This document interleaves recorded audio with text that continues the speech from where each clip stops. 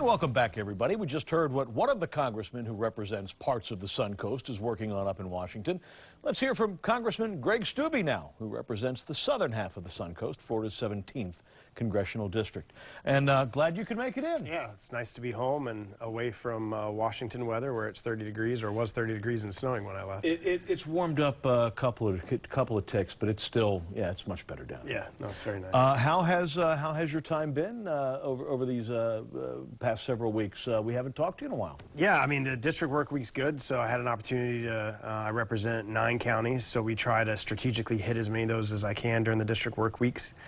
So we're in Highlands County. We were in Highlands County yesterday. I'll be in Highlands County tomorrow night for one of their citrus growers event, an annual event that they have with the speaker's going to be the Secretary of the Department of Ag, and so I'm looking forward to that. Getting around, just talking to folks, trying to catch up because you're up there 3 weeks out of the month. Out of 4. What has it been like as a freshman coming in? I know we talked about this last time. You get your footing a little bit better. Are you missing the legislature back home here now that looks like the Judicial Committee is opening things up a little bit more with some of the gun legislation? Yeah, it's a very you know, I was in the majority as a Republican in the state legislature. We balanced our budget every year. I thought we were very effective in the things that we did in the state. I mean, look at the state's economy, look at the things that we were able to get done. You were actually able to pass bills.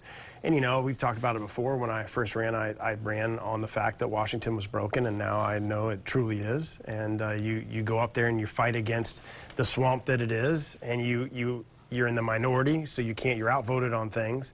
So you try to do as much as you can to try to get your conservative voice out. But it's much different. I mean, we don't balance our budget in Washington, D.C., which I think is a travesty. You don't have term limits in Washington, D.C. like we have in Florida.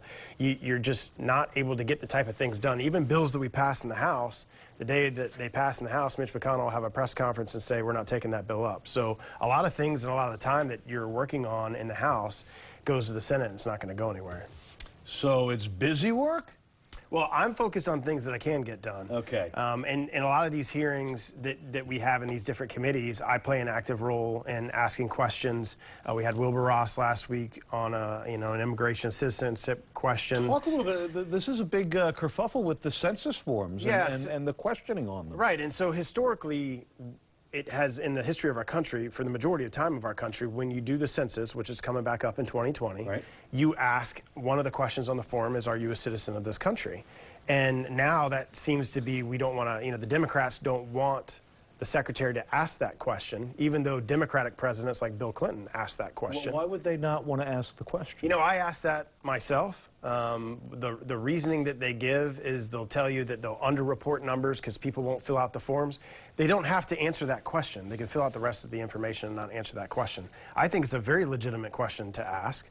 The current issue is before the U.S. Supreme Court. The U.S. Supreme Court issued a stay on the plaintiff, allowing them to depose Secretary Ross, and the Democrats still brought him in and questioned him under oath, the very same questions as to what was your intent as to adding this question. And I just think it's common sense. You're doing a census for the United States.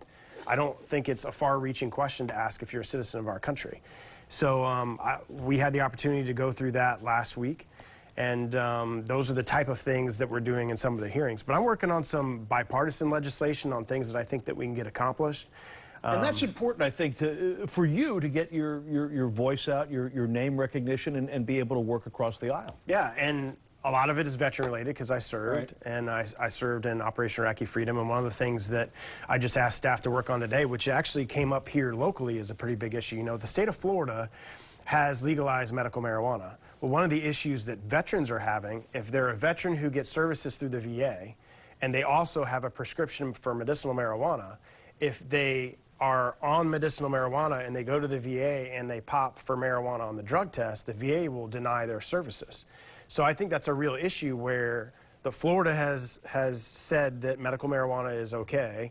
You have somebody who has a prescription for it, but now he can't receive services through the VA because they view it as a drug. And that's got to come through Congress before the VA can change their policies. So I'm going to work on some legislation. I would think that would be very bipartisan on, look, if there are states that have legalized medicinal marijuana, then veterans who have a prescription for medicinal marijuana shouldn't be kicked off their services for the Veterans Administration. What about the states that have legalized recreational marijuana. Is it the same prohibition with the VA? It is now, yeah. Wow. If they test positive for any drug that's a Schedule I drug, which marijuana still is, yeah. they can't take services from the VA. And in states like Florida that have recognized medicinal marijuana, I think that's something that needs to be addressed. And I think that's something that's bipartisan. I think there's a lot of issues like that we can work on together and maybe get some things accomplished this year. All right.